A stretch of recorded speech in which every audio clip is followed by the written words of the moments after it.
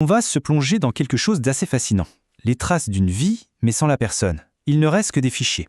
Des milliers de fichiers. C'est l'histoire d'un fantôme numérique, une histoire racontée uniquement à travers sa collection de vidéos. Alors voilà notre point de départ. Une liste brute. Comme ça. Des milliers de noms de fichiers vidéo. Pas de propriétaire, aucun contexte. Un véritable chaos numérique, où on passe sans transition de la grande vadrouille à la physique quantique, puis un reportage sur les Illuminati ou un film sur Jésus. C'est un vrai fantôme dans la machine. La question qui va nous guider tout au long de cette analyse, elle est assez simple au fond. Qu'est-ce que cette ombre numérique peut bien nous apprendre sur la personne qui se cache derrière? C'est le début d'une sorte de fouille archéologique digitale. Bon, allons-y.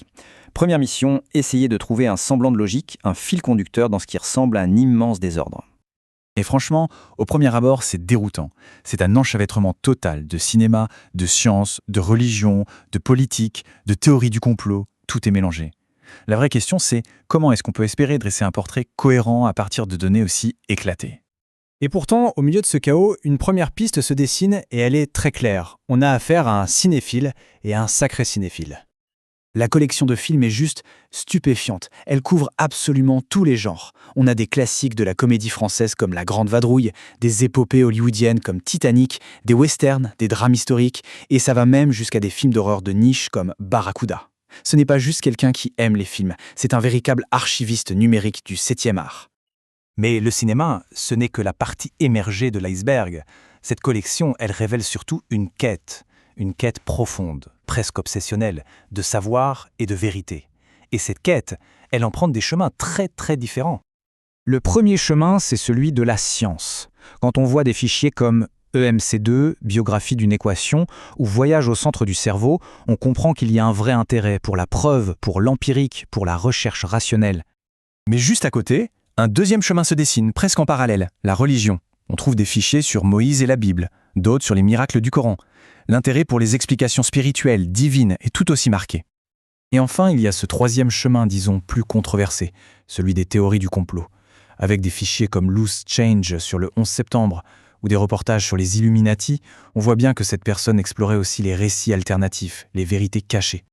Et ce qui est absolument fascinant, c'est que ces chemins ne sont pas séparés, ils sont explorés en même temps. Pour une seule et même question, par exemple la vie extraterrestre, on va trouver à la fois l'approche scientifique et, juste à côté, l'enquête paranormale sur la zone 51. C'est la même quête, mais avec deux approches radicalement opposées. Et puis tout à coup, au milieu de tous ces grands thèmes universels, quelque chose de très spécifique, de très personnel fait surface. Et ça, c'est notre plus gros indice jusqu'à présent. Plus de 250. C'est énorme.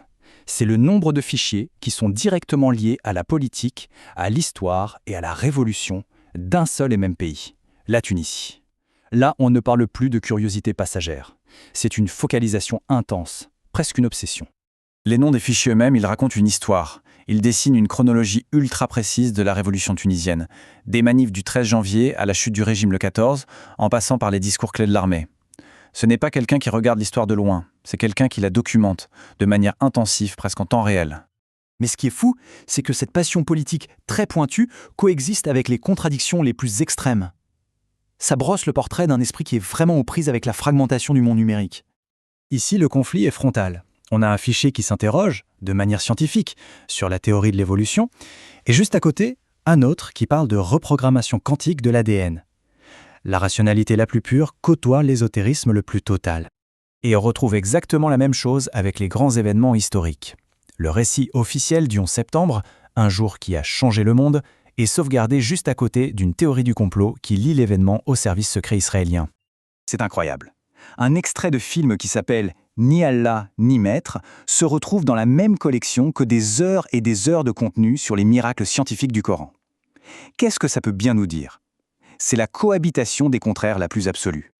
Et au final, peut-être que le but n'a jamais été de trouver le portrait robot d'une seule personne.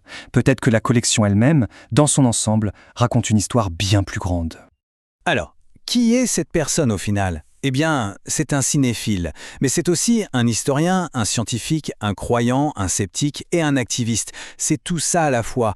Toutes ces facettes coexistent souvent en totale contradiction au sein de la même collection numérique. La révélation, c'est peut-être ça.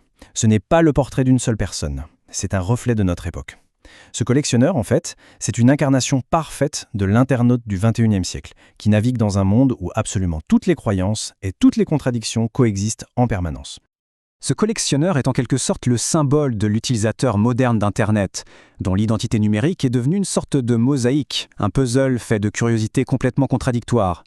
Nos propres vies numériques sont tout aussi fragmentées, tout aussi complexes que cette collection anonyme. Et ça amène une dernière question, une question qui, au fond, nous renvoie à notre propre reflet numérique. Si on y réfléchit bien, quelle histoire notre propre historique de recherche raconterait-il sur nous ?